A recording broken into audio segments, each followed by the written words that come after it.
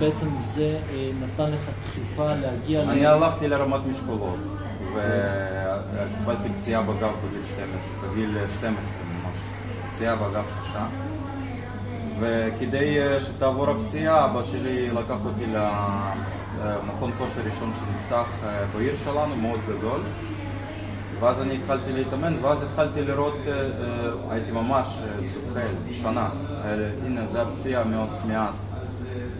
ואז ראיתי אנשים מאוד מפותחים, ראיתי בריזובסקי, אלוף רוסיה בפיתוח גוף, הוא הגיע לעיר שלנו, מאוד התפעלתי מזה וזה, ופעמתי.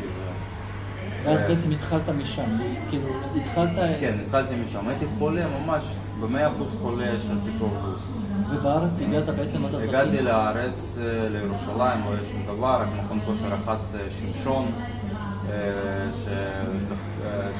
שפתחה כך, פתח אותו כך. זה היה כזה ימני, כזה... כן, כן. זה מאיר, תנועת כך. מאיר היה, כן, מאיר פתח אותו. כן. וזהו, ואני התאמנתי אחר כך, עבדתי שם, ולאט לאט התאפסתי, עד שלקח אותי מאמן אחד גם מבלרוס, יש לי מזל לחבר'ה משם, לקח אותי ועשה ממני מה שעשיתי. הייתי מאוד טוב, בגיל 21, ראש איגוד נאבה בארץ, אשר פריד, כדי לקדם את אני ממש יכול להגיד את זה ככה פתוח לכולם, או שכדי לקדם את זה, אמר לי תרד מקטגוריית גיל 21, מיוניורים, ותלך למבוגרים. על הבמה, אני פשוט יצאתי והייתי, אחר כך שזכיתי בתואר למבוגרים באותו תחרות, אז הוא הוריד אותי מצעירים ולקח למבוגרים. אבל התואר הזה לקחו ממני בגלל התנהגות לא ספורטיבית. תואר מר ישראל. מר ישראל, כן.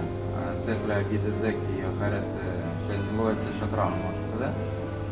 על התנהגות לא ספורטיבית, כי אני ממש על הבמה כמעט התעמדתי שם עם מישהו, ואז הורידו לי נקודות, ואז לקחו ממני את הגביע, ולא משנה. ואיך בעצם עשית את המעבר מפיתוח גוף, מהרמה שהגעת, כבכל... אני אגיד לך, אני לא יודע אם חלק הזה של החיים צריך פה לדבר על זה, אבל פשוט נכנסתי לאיזה שהן מחשבות יותר פילוסופיות, חיפשתי את עצמי בחיים, ועוד הייתה לי איזה פציעה בברך, וזה היה סתם תירוץ, הייתי יכול להמשיך ולהיות טוב מאוד, וירדתי מזה לגמרי, מכל ספורט שהוא לאיזה 8 שנים.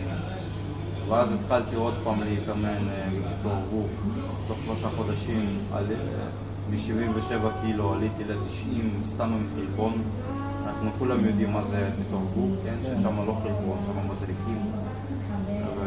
ובלי זה כמעט אי אפשר להגיע לשום דבר, כמובן.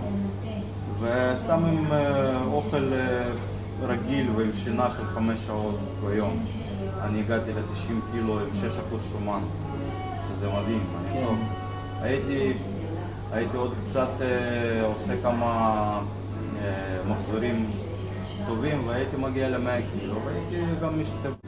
ואיך אתה רואה בעצם, אם אנחנו לוקחים את התחום של פיתוח גוף ותחום שעכשיו זכית בעצם באליפות עולם, בתחרות עולם, איך אתה בעצם, הרי זה שני דברים שונים, זה שתי עולמות שונים, גישה שונה, איך זה שונים? שני תחומים שכביכול, אמנם זה עבודה עם משקלים. אני אגיד לך, בגלל שאני נהייתי אדם יותר פרקטי לחיים, ויותר מבין, יותר חושב על מה יהיה לי בעתיד, וגם כן אני יודע שבלי ספורט אני לא יכול, אז אני בחרתי בספורט שהוא הכי טוב לחיים, ליום-יום. מאיזה בחינה? זה נותן לך כוח להתמודד עם הרבה מצבים של האדם בחיים. זה ממש בונה בך יכולת לסבול, יכולת לשאת הרבה דברים. כי אתה צריך לדעת לעבור את נקודת המשבר בספורט הזה. ממש. אתה במודעות, לא שאתה נמצא באיזה אטרף או באדרנלין, לא. אין לך פה אדרנלין. אתה במודעות, אתה הולך על נקודה הכי קשה, קריטית בגוף, כאילו אתה ממש עובר כאילו נקודת המוות בזמן שאתה עומד עם הקטע. ואהבתי את זה, ממש. אני נמצא בכל מיני סיטואציות בחיים וזה עוזר לי.